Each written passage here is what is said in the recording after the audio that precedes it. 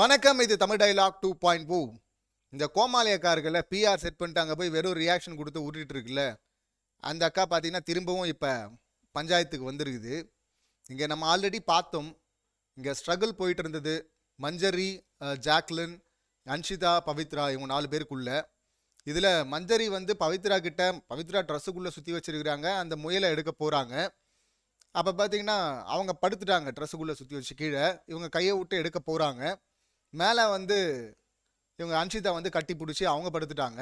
இப்போ அவங்கள எடுக்கிறதுக்கு ஜாக்லின் ட்ரை பண்ணுறாங்க. இப்போ ரிவர்ஸ் ஆகிட்டு பார்த்தீங்கன்னா ஜாக்லின் அடியில் போயிட்டாங்க.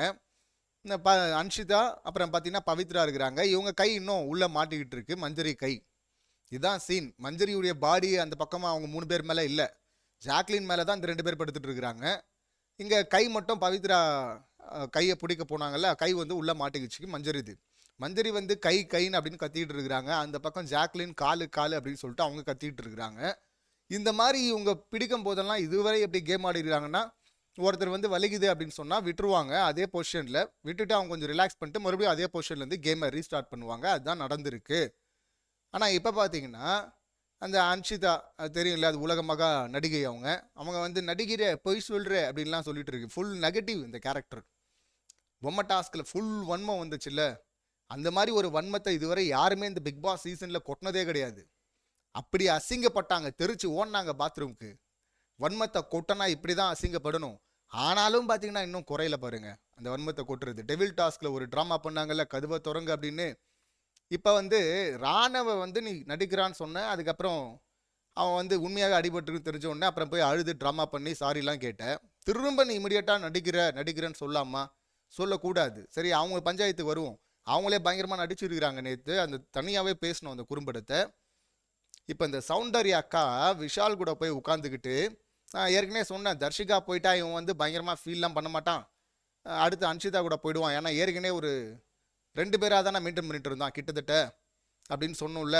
இப்போ பார்த்தீங்கன்னா ஃபுல் ஃபோக்கஸ் அந்த பக்கம் அன்ஷிதா விஷால்னு போயிடுச்சுன்னா, அப்போ எனக்கு ஃபோக்கஸு அப்படின்னு சொல்லிட்டு ஒன்று தெரியும்ல, இந்த கோமாளி அக்கா சவுந்தர் அக்கா, இந்த பேக்கரி அக்கா போயிட்டு கூட உட்காந்துக்குது. இப்போ பார்த்தீங்கன்னா தொடர்ந்து இவங்க விஷால் கூட நிறைய பார்க்க முடியுது இந்த கான்வர்சேஷன்லாம். இங்கே வந்து ஃப்ரெண்ட்ஷிப் வந்து கேம்குள்ளே எடுத்துகிட்டு வராங்க ஜாக்லின் அப்படின்னு சொல்லிட்டு நீ நாமினேட் பண்ணுற. அவங்க உன்னை வர சொன்னாங்களா அப்படின்னா இல்லை. அவங்க உன்னை அடிக்க சொன்னாங்களா மற்றவங்களன்னா இல்லை. நீயா போன, நீயா அடித்த. இப்போ வந்து நாமினேட் பண்ணுற. இதுக்கப்புறம் நீ ஒதுங்கி இருக்கணும்ல, ஒதுங்கி இருக்காம திரும்பவும் போகிற. இப்போ நேற்று நைட்டு பேசும்போது ஜாக்லின் ரயான் பேசிகிட்டு இருக்காங்க, கூட இவங்களும் இருக்கிறாங்க இந்த சௌந்தர்யா. திரும்ப ஏன் அங்கே போகிற? அவங்க புத்திசாலித்தனமாக எதாவது பேசுவாங்க கேம் பற்றி. அங்கே போயிட்டு ஏதாவது ஒரு வார்த்தையை சொல்லிட்டோம்னா நம்ம வந்து ஸ்பேஸை திருடிடலாம் அப்படிங்கிற அந்த எண்ணம் தானே. ஸ்பேஸ் திருடி தான் இவங்க. ப்ரொமோ பொம்மை அப்படின்னு சொல்லிட்டு சேனல்லே கலாய்கிறாங்கல்ல, அவ்வளோதான் பண்ணியிருக்காங்க. வெறும் ரியாக்ஷன் தான், ஆக்ஷன்லாம் கிடையாது. கேமில் எப்பயோ அவுட்டு, ஒன்றும் பண்ண முடியறதில்ல. ஒரு கேம்லேயும் ஒரு மண்ணும் பண்ணல. ஆனால் வந்து விளையாடுறவங்கள பற்றி இவங்க குறை சொல்கிறது. இப்போ வந்து மஞ்சரி ஜாக்லின் பயங்கரமாக டஃப் கொடுத்து ஃபைட் பண்ணிட்டு இருக்காங்கல்ல, இப்போ அவங்க பேர் வந்துடும்ல. இப்போ அவங்க பேரை டேமேஜ் பண்ணிட்டா இவங்களுக்கு பேர் வந்துடும். ஏன்னா ரியாக்ஷன். கேம் ஆட போயிட்டு ஆட வக்கில்ல, ஆனால் வந்து வெளியே வந்து உட்காந்துக்கிட்டு ரியாக்ஷன், அவங்கள பற்றி குறை சொல்கிறது. இப்போ வந்து என்ன சொல்கிறாங்கன்னா, விஷால் கூட உட்காந்துக்கிட்டு நான் பார்த்தேன் ஜாக்லின் மேலே மஞ்சரி உடம்பு தான் இருந்தது அப்படின்றாங்க. மஞ்சரி சீன்லேயே இல்லை. அந்த சீனில் நம்ம பார்க்கும்போது ஜாக்லின் மேலே இந்த அன்ஷிதா பவித்ரா தான் படுத்துட்டு இருக்கிறாங்க. மஞ்சரி இந்த பக்கம் கை மட்டும் மாட்டிக்கிச்சுன்னு சொல்லிட்டு பக்கத்தில் உட்காந்துருக்குறாங்க. இவங்களை விளக்கும் போது முத்துக்குமரன் அங்கேருந்து கத்துறாரு, ஜாக்லினா பாருங்கடா பாருங்கடா பாருங்கடான்னு கத்துறாரு. அதுக்கப்புறம் மஞ்சரி, பவித்ரா, அன்ஷிதா எல்லாம் விலகுங்க அப்படின்னு சொல்கிறாரு. அவர் ஆல்ரெடி ஜெஃப்ரியை ஹோல்டு பண்ணிருக்காரு. அங்கே விட்டா அவன் ஓடி வந்துடுவான். அங்கேருந்து சொன்னதும் கேப்டன் விஷால் கேம்லேயே இல்லைல்ல, அவர் போயிட்டு அங்கே விளக்குறாரு. விளக்குனதுக்கு அப்புறமா மஞ்சரி வந்து அந்த பக்கம் கையை வச்சுருந்தாங்க பாருங்க. அப்போ அதை பார்த்துட்டு அவன் என்ன பாடி வந்து மஞ்சரி பாடி தான் வந்து ஜாக்லின் மேலே இருந்தது, கால் மேலே இருந்தது. கால் மேலெலாம் இல்லை, அவங்க காலை தாண்டி இப்படி கை வச்சுருந்தாங்க பாருங்க. அதை பார்த்துட்டு இதெல்லாம் வந்து பெருசாலாம் வலிக்காது, இதுக்கு வந்து ஜாக்லின் வந்து நடிக்கிறான். நேற்று வரையும் கூட பார்த்துட்டு இருந்துட்டு கூடவே இருந்துட்டு என்ன மாதிரியான கேரக்டராக இருக்கும் பாருங்க. ஜாக்லின் வந்து நடிக்கக்கூடியவ தான். அப்புறம் மஞ்சரி வந்து பொய் சொல்லக்கூடியவ தான். ஆனால் அன்ஷிதா வந்து பொய் சொல்ல மாட்டா. இப்போ ஒருத்தர் மூஞ்சியை பார்த்த உடனே நமக்கு நடிக்கிறாங்களா இல்லையான்னு தெரியும். மூஞ்சியை பார்த்த உடனே தெரியுமா சொல்லுது இந்த மூஞ்சி.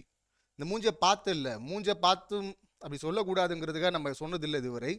இந்த செயலை பார்த்தோன்னே தெரிஞ்சு போச்சு யாருன்ட்டுன்னு. டம்மி பீஸ் இது. இன்னும் சொல்லணும்னா ஊர்கேள்வி மாதிரி அங்கங்கே உட்காந்து பேசினுக்குது. அதை தவிர ஒன்றும் பண்ணுறது இல்லை. இதில் விஷக்கேள்வி அப்படின்னு கூட சொல்லலாம், வெறும் ஊர்கேள்வி கிடையாது. இந்த மாதிரி விஷத்தை போய் இன்ஜெக்ட் பண்ணுறது இருக்குல்ல கேமரா முன்னாடி போயிட்டு கேம் ஆடுறவங்கள பற்றி. இதில் ராணவ வந்து நடிக்கிறான்னு இவங்களும் சொல்லிட்டாங்களே, அன்ஷிதாவும் நடிக்கிறான்னு சொன்னாங்களே. இப்போ அதில் கூட்டாயிட்டாங்க இந்த 2 பேரும். இப்போ அன்ஷிதா வந்து சாரியாவது கேட்டு ஒரு அழுது ட்ராமாவது பண்ணாங்க.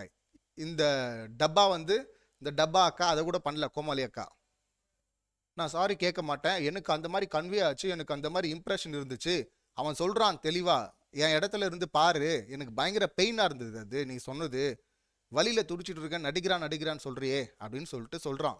அப்படி உனக்கு வலிச்சுருந்ததுன்னா சாரி ஒப்புக்கா உன்னை கேட்டு. இப்போ இவங்க நடிக்கும் போது வந்து நமக்கு தெரியுது, அதை நம்ம வந்து சொல்கிறோம்.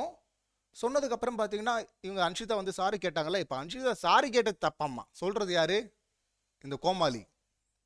இப்போ அன்ஷிதா சாரி கேட்டதுனால தான் நீ பண்ணிட்டு சாரி கேட்குற அப்படின்னு மஞ்சரியும் ஜாக்லினும் சொல்கிறாங்க. சாரி எல்லாம் கேட்க தேவையில்லை, அதுக்கு கேட்க தேவையில்லையா. இதெல்லாம் குப்பைங்க. அப்படியே காடு கூட எடுத்து காட்ட தேவையில்லை. அந்த குப்பையெல்லாம் அப்படியே விலைக்கு தள்ளிடணும் வெளில. மக்கள் புரிஞ்சுக்கிட்டாங்க, நீ பிஆர் ரூட்டெல்லாம் வேலைக்கு ஆகாது. டாப் 2ல் வச்சுருந்தாங்கல்ல, அப்புறம் 3, இப்போ 4க்கு வந்துட்டாங்க. இப்போ அப்படியே கீழே வந்துடுவாங்க. அந்த வாயே போதும், சூனியம் வச்சுக்கும் சொந்த செலவில். ஏன்னா எவ்வளோ மோசமாக பாருங்கள். அங்கே அவங்க கூட போய் ஃப்ரெண்டாக இருக்கிறது.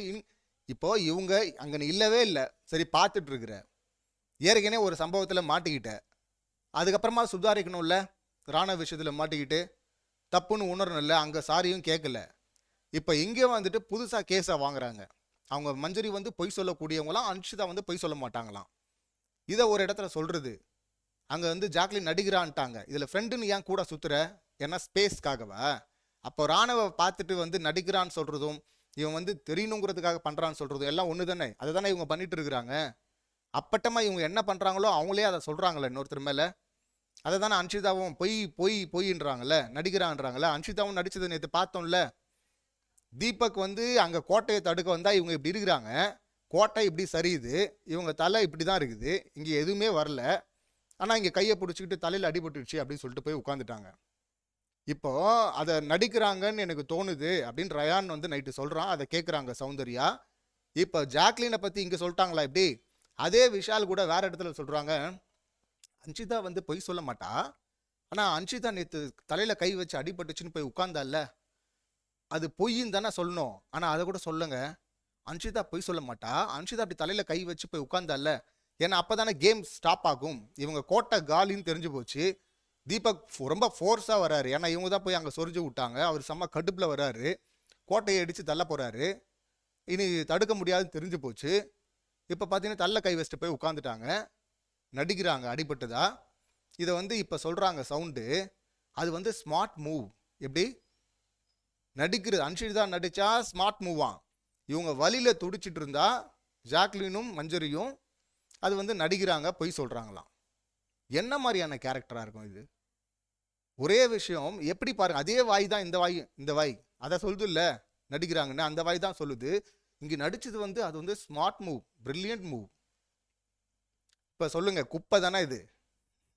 இந்த குப்பையை என்ன பண்ணும்? காடு கொடுத்தாலும் இல்லை, அப்படியே விலைக்கு தள்ளணும் வீட்டை விட்டு. எவ்வளவு மோசமான விஷத்தை வந்து விதைச்சிட்டு இருக்கு. இன்னொருத்தர் வழியில் வந்து அப்படி வந்து பொய்ன்னு சொல்றது இல்லை. என்ன மாதிரியான ஒரு டெவில் தன்மை அது? மோசமான டெவில் தன்மை இல்லை, அது கேவலமான விஷயம் இல்லை. இதை போயிட்டு கியூட்டுன்னு சொல்லிட்டு விஜேஎஸ் இன்னொரு முறை வந்து சொல்ல மாட்டார் இதெல்லாம் பார்த்த பிறகு அப்படின்னு நினைக்கிறேன். எபிசோடில் இவனுங்க எவ்வளோ போடுறாங்கன்னு சொல்லிட்டு அதையும் பார்ப்போம். மொத்தமாக கிழிஞ்சி தொங்குதுன்னு கூட சொல்ல முடியாது, இது மொத்தமாக எக்ஸ்போஸ் குப்பை அப்படின்னு தெரிஞ்சு போச்சு. இதில் ஃப்ரெண்ட்ஷிப்னு வேற திரும்ப அங்கேயே வேற போயிட்டு உருட்டும், கூச்சமே இல்லாமல். எங்கெல்லாம் ஸ்பேஸ் இருக்குதோ அங்கெல்லாம் போகும். ஏன்னா ராணுவ பற்றி இவங்க சொன்னதெல்லாம் அதுதானே, அவன் வந்து வெளில தெரியணுங்கிறதுக்காக பண்ணுறான்னு. கேமில் ஆட முடியாமல் வெளியே வந்து உட்காந்துக்கிட்டு இப்படி இன்னொருத்தர் மேலே வந்து ஒரு பொய்யை சொல்லி வன்மத்தை கொட்டி அது மூலியமா ஸ்பேஸ் கிடச்சி இப்போ பார்த்து வெளியே செட் பண்ண பிஆர் கூட்டம் வந்து ரியாக்ஷன் என்னமா கொடுக்குறாங்க, வாவ் அப்படின்வாங்களே. கேவலத்தின் உச்சங்க. இந்த மாதிரியெல்லாம் ஒரு கண்டஸ்டன்ட் இதுவரை இந்த சீசன் பார்த்ததில்லை அப்படின்னு தான் சொல்லணும். நம்ம ஒவ்வொரு சீசன்லேயும் நமக்கு தோணும் இந்த மாதிரிலாம் இதுக்கு முன்னாடி பார்த்ததில்லைன்னு.